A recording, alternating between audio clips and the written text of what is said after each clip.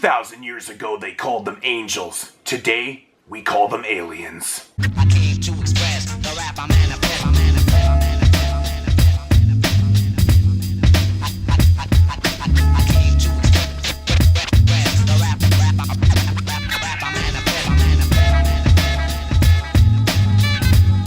Yo, what's up everybody? Welcome to episode 43 here on my random horror review series. I am your host Mood616, and thank you once again for stopping in, guys. Yeah, episode 43 is here, and I've got another one here for Midnight Releasing, the first one of 2016.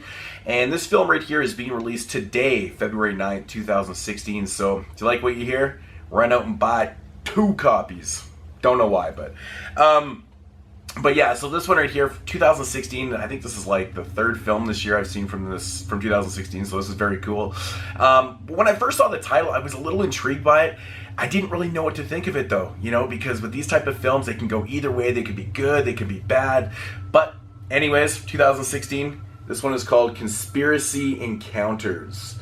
Yeah, with a title like that, I mean, even looking at this, it just instantly, you think of obviously aliens and, you know, kind of X-Files-ish type things. But yeah, so I didn't really know what to expect from this one because you never know. But get into the synopsis of this one. There's basically an event that happens in 1997 in Phoenix, Arizona, where these weird lights are kind of consuming the city. And basically what happens is this man kind of appears from these lights, and this man basically has a really deep effect on a couple of the characters in the film. And basically from there on, your storyline kind of shifts into like 2 parallel storylines. First off, your first storyline consisting of Father Michael.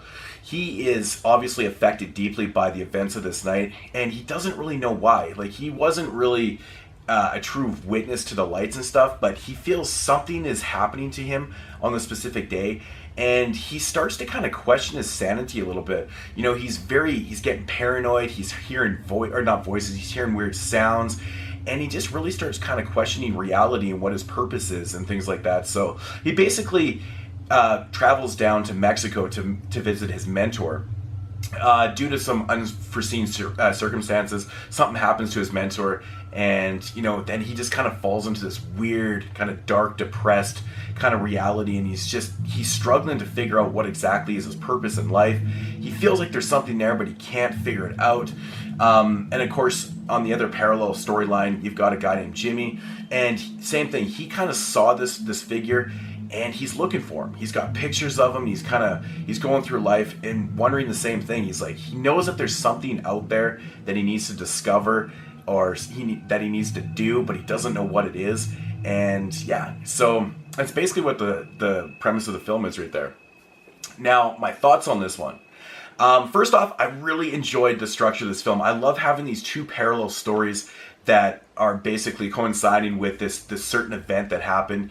And the thing I like about the way this film was done is that both storylines keep you guessing and keep you questioning everything that's happening in the film. And it's a really good approach to filmmaking, in my opinion, because it's never boring. It's always intriguing. You're constantly questioning exactly what these characters are going through. You take Father Michael, for instance.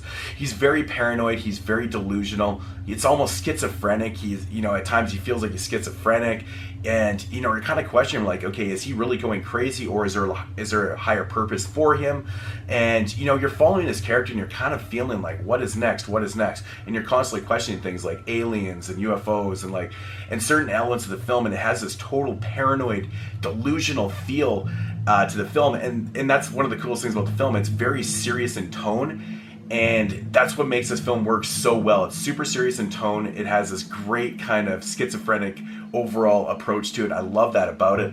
Another thing that's great about this film is the way it looks. It looks awesome. It actually looks and feels very delusional, very schizophrenic. Cinematography is fantastic in the film. But the biggest thing about this film that really kind of surprised me was the overall acting. Father Michael's acting was fantastic in the film. I think he probably even won an award on it. It says on the back here for his acting. But the acting is really what kind of drives the forces of this film, because with a storyline like this, it keeps you questioning. You don't really know what's going on at all. You need strong acting to kind of bring out those elements of the realness and the surrealness of the film. And I think the acting portrayed on screen really, really does do this film a lot of justice. And it's believable because you kind of feel for these characters, man. They're so confused and they're delusional and they're everything that you're feeling for them. You're like, okay, what's next? What's next with this? And they're pulling it off. They're really pulling off their acting, and that's really what drives this film. Again, getting back to the structure of the film, I think it's a really interesting structure. I do have minor complaints with the structure, though. I feel at times that the director, he spent a little bit too much time on one aspect of the story. It'd be like a long period with Father Michael, then it would cut into Jimmy's story. And I think it could have been, a little faster kind of edited and stuff. But with that said, this movie runs about just under 2 hours, about an hour and 50 minutes. Now, with a running time like that, generally you'd be running for the hills. You're like, damn, that's way too long for a film like this. But honest to God, this movie ripped by. I found myself very intrigued by the characters and, that parallel storylines. It really does work. Like I said, I wish it was just kind of a little more back and forth, but at the same time, I was never bored. I was always intrigued, and I really enjoyed it overall. I thought it was fantastic. And I think everything leading up into the third act of the film is cool, man. I think it really does pay off, and it's still kind of a thinker for you. It's a very kind of psychological driven type film at times, and maybe the ending's a little bit ambiguous, but not really. I mean, it's up to you to kind of decide, but at the same time, I think there is a real ending there. It's just all on how you take it, I guess, really. But I don't know, man. This one was fantastic overall. Now, if you're expecting ridiculous aliens and UFOs and crazy special effects and stuff, no, this one is totally character driven. It's a character piece of these two people, and you're following them throughout the entire film.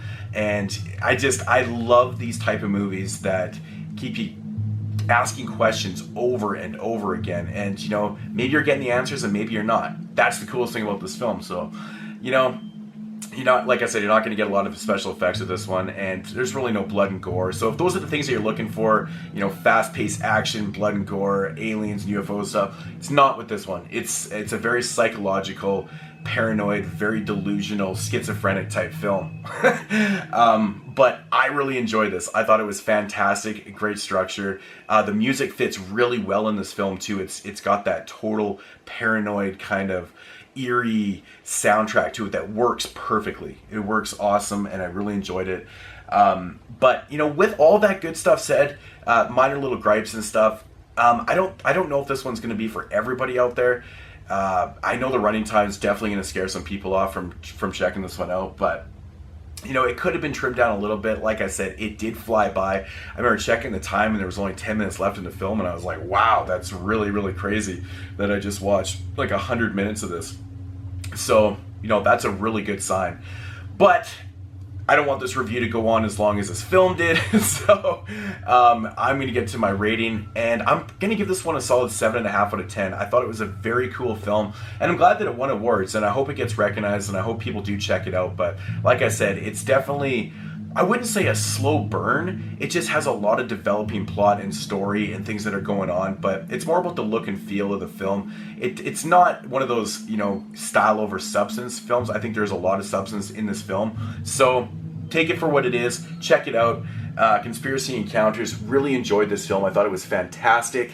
And yeah, that's going to do it for episode 43. And I will check you guys with another review from midnight right after this one. Peace out, homies. Check you later. I do like this quote here.